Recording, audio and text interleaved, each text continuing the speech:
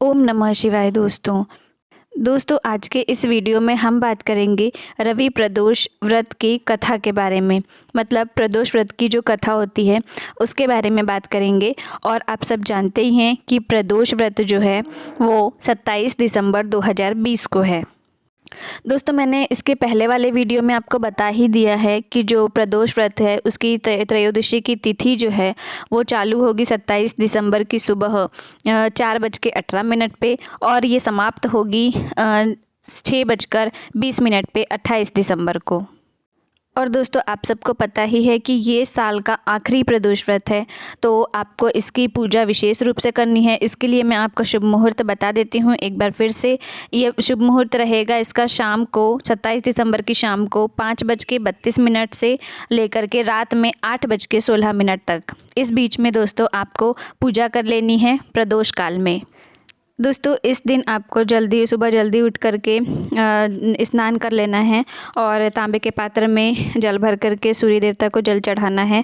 फिर आप लोग व्रत का संकल्प लें, महादेव जी का स्मरण करें, पूरे दिन व्रत रखें और प्रदोष की जो पूजा होती है वो आप शाम के समय जो मैंने आपको टाइम बताया है उस टाइम पे आप पूजा कर लें। और इस दिन आप सारा दिन ओम नमः शिवाय का जप करते रहें। तो चलिए दोस्तों अब प्रदोष व्रत कथा शुरू करते हैं। एक गांव में बहुत ही दीन ब्राह्मण निवास करता था।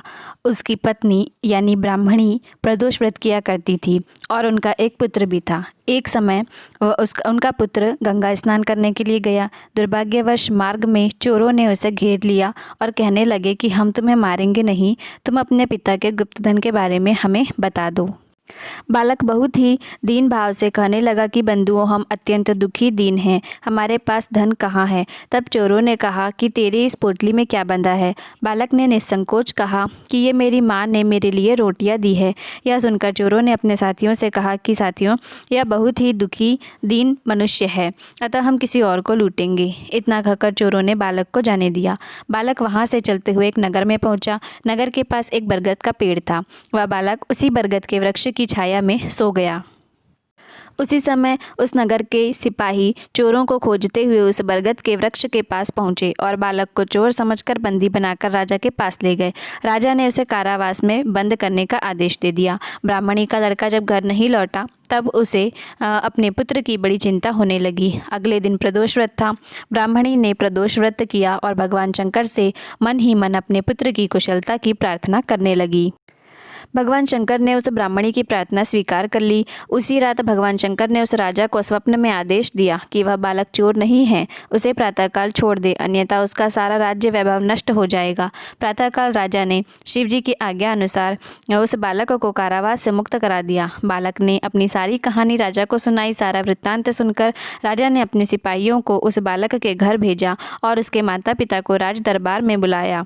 उसके माता पिता बहुत ही भयभीत थे। राजा ने उन्हें डरा हुआ देखकर कहा कि आप भयभीत न हो, आपका बालक निर्दोष है। राजा ने ब्राह्मण को 5 गांव दान में दिए जिससे वह सुखपूर्वक अपना जीवन व्यतीत कर सके। भगवान शिव की कृपा से ब्राह्मण परिवार आनंद से रहने लगा। तो दोस्तों जो भी मनुष्य रवि प्रदोष व्रत को करता है वह सुखपूर्वक और निरोगी होकर के अपना पूरा जीवन व्यतीत करता है। दोस्तों ये थी प्रदोष व्रत की कथा जो आप 27 दिसंबर 2020 को करेंगे और वो भी प्रदोष काल के समय करना है। दोस्तों आपको ये कथा पढ़ना बहुत ही आवश्यक है, इसका अपना एक विशेष महत्व है। तो चलिए दोस्तों, उम्मीद करती हूँ मेरा आपको ये वीडियो पसंद आया होगा। मेरे चैनल को सब्सक्राइब कर ले यदि आप इस चैनल पे नए हैं तो। थैंक यू दोस्तों।